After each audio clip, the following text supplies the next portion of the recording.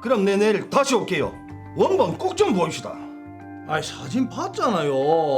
원본은 내가 보여줄 필요가 없지.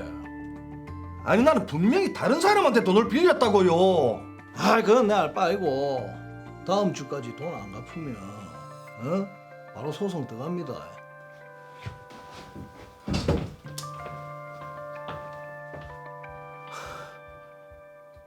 아 진짜 이게 어쩌된 일이고? 돈 빌려준 사람도 다르고 정말 황당한 사건입니다. 네, 그렇죠. 일단 해결을 위해서는 먼저 사건 정리를 한번 해보도록 하겠습니다. 음식점을 운영 중인 지만원 씨는 상황이 어려워지자 사채업자인 우종원 씨에게 2천만 원을 대여합니다. 차용증에 금액만 기재하고 채권자 이율, 변제일은 공란으로 두었죠. 이로부터 8년 후 일면식이 없는 김종수 씨로부터 돈을 갚으라는 압박을 받게 됩니다. 네. 김종수 씨가 내민 차용증의 채권자 항목에는 우종원이 아닌 김종수의 이름이 적혀 있는데요. 김종수는 8년 전 자신이 지만원에게 돈을 빌려줬다며 이자와 원금을 포함해서 8천만 원의 돈을 갚으라고 요구합니다. 네. 차용증도 갖고 있다면서 보여줬지만 원본은 확인을 하지 못한 상태입니다. 안타까운 상황에 놓인 지만원 씨, 과연 어떻게 해야 될까요? 네, 참 이 사건 한마디로 황당무계하다라고 요약이 될 것 같은데 지금 분쟁의 원인이 대여금 때문입니다. 자, 이 사건은 조윤재 변호사님께서 좀 맡아주세요. 네, 제가 이 사건 명쾌하게 설명드리도록 하겠습니다. 네.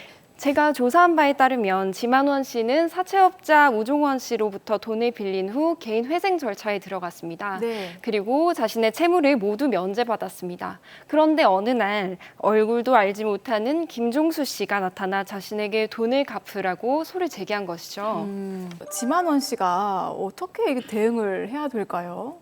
굉장히 황당할 것 같은데요. 먼저 지만원 씨처럼 사채업자를 통해 돈을 빌린 경우 채권자명, 이율, 변제일을 비워두고 차용증을 작성하는 사례가 종종 있습니다. 네. 그리고 사채업자는 이러한 차용증의 사본을 제3자에게 매도하고 제3자는 채권자란에 자신의 이름을 기재하여서 이를 가지고서 채무자에게 대여금 반환 소송을 제기하는 것인데요. 네. 우선 차용증이 사본이라는 사실을 주장해야 합니다. 아니 근데 이게 내가 자필 서명을 한 건데 원본과 사본의 어떤 그 효력의 차이가 있습니까? 그러게요.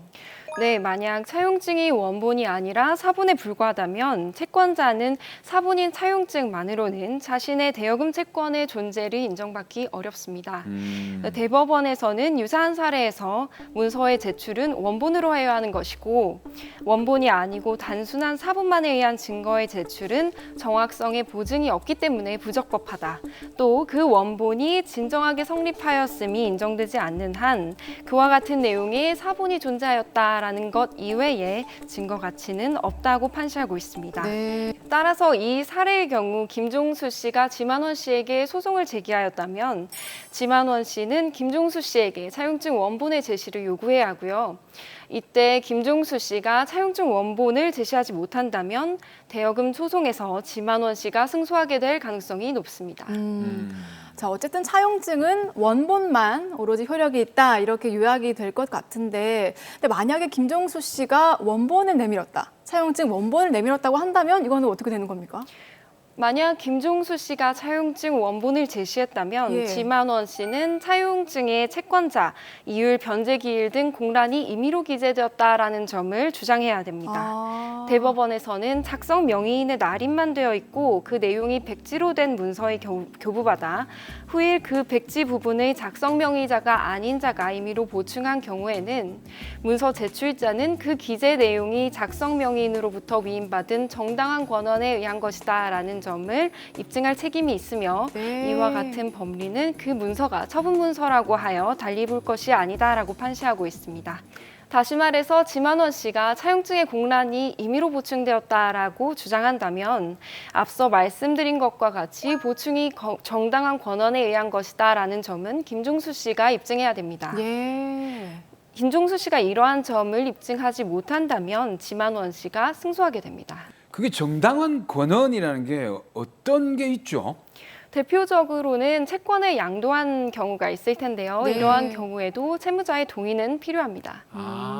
그러니까 채무자의 동의가 있어서 그 공란을 채웠다면 상관이 없는데 임의로 채웠다면 효력이 유효하지 않다 이런 얘기네요. 네, 그렇습니다.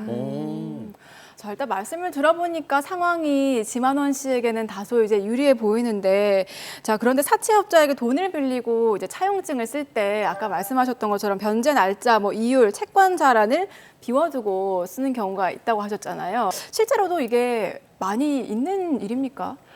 네, 그렇습니다. 사채업자들로부터 돈을 빌리려는 분들은 돈이 굉장히 급하거나 또는 금융기관으로부터 대출이 어려운 분들이 많으실 텐데요. 네. 이러한 사정을 이용해서 사채업자들은 채권자, 이율, 변제기일 등을 공란으로 두게 합니다.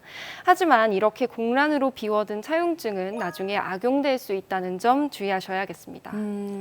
야, 이게 사채업자한테 돈 빌리는 건 보통 높은 이자 맞아요. 이런 것만 걱정을 하는데 전혀 엉뚱한 사람에게 돈, 원금 거기에다 이자까지 갚아야 되는 이런 상황도 있을 수가 있네요. 그러니까요. 이게 뭐 쓸 때 꼼꼼하게 써야 되고, 네. 사실 사용증이라는 게 돈을 빌리고 갚기 위한 뭐 어떤 확인서, 영수증이라고 생각을 하는데 좀 작성을 할 때 꼼꼼하게 해야 되겠네요. 네, 그렇습니다. 차용증, 계약서 같은 문서들을 법적 용어로 처분문서라고 하는데요. 네. 처분문서가 작성되고 본인의 서명이나 날인이 있으면 법원은 처분문서대로의 기재 내용대로 법률 행위가 있었을 것이라고 판단합니다. 그와 다른 내용의 계약이 있었다고 주장하기 위해서는 그렇게 주장하는 쪽에서 이를 입증해야 하는데 이것이 결코 쉽지 않습니다. 네. 따라서 처음부터 꼼꼼하게 따져서 기재하는 것이 중요합니다. 자, 그러면은 차용증을 어떻게 써야 이게 법적으로 문제가 없는 겁니까? 차용증에는 채무자 이름과 인적사항뿐만 아니라 채권자 이름과 인적사항 또한 반드시 기재하고 네. 사용 금액은 아라비아 숫자와 한글을 동시에 기재하는 것도 필요합니다. 변제기와 이율을 기재하고 지급 방법과 시기를 기재합니다. 예를 들어 상대방이 어떤 은행 계좌에 얼마를 어떻게 이체하겠다라는 내용이죠.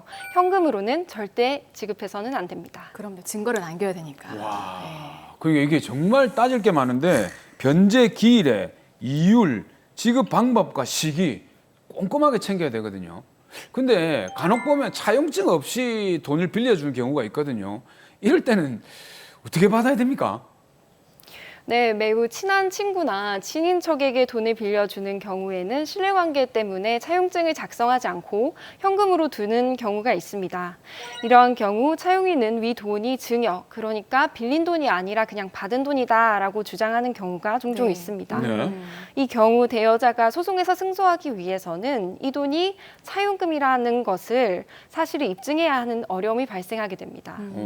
맞아요. 저희가 돈을 빌려줬다는 거를 입증하기 위해서는 증거가 중요하다. 항상 하는 얘기거든요. 그렇죠.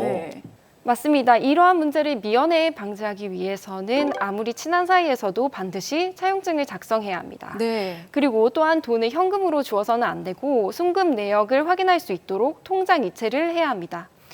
또한 대여금이라는 사실을 확인할 수 있는 녹취록이나 문자 내용도 중요한 증거가 될 수 있고 일부 돈을 변제받았거나 아니면 이자를 받았다라는 사정이 있는 경우 소송에서 승소하는 데 유리합니다.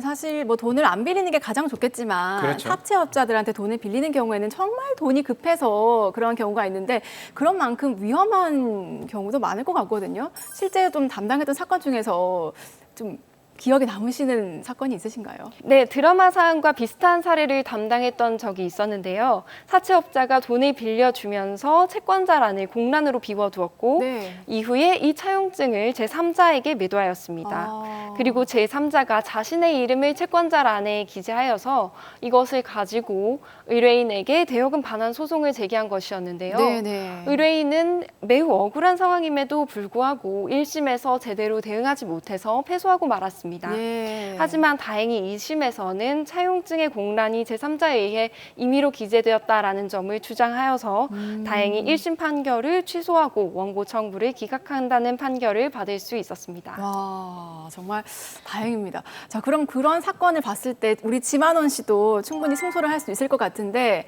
자, 마지막으로 지만원 씨에게 명쾌한 정리 부탁드립니다. 네, 채권자라고 주장하는 김종수 씨가 지만원 씨에게 대여금 반환 소송을 제기했을 때는 지만원 씨는 먼저 위차용증이 사본이라는 점을 주장하여야 합니다. 그리고 채권자, 변제 기간 등 중요한 항목이 제3자에 의해 사후에 기재되었다는 점을 주장해야 합니다. 네. 이제 입증 책임은 김종수 씨에게로 넘어가는데요. 김종수 씨가 차용증 원본을 제시하지 못하거나 차용증의 공란이 정당한 권한에 의하여 보충되었다는 점을 입증하지 못한다면 김종수 씨는 패소하고 지만원 씨가 승소하게 됩니다.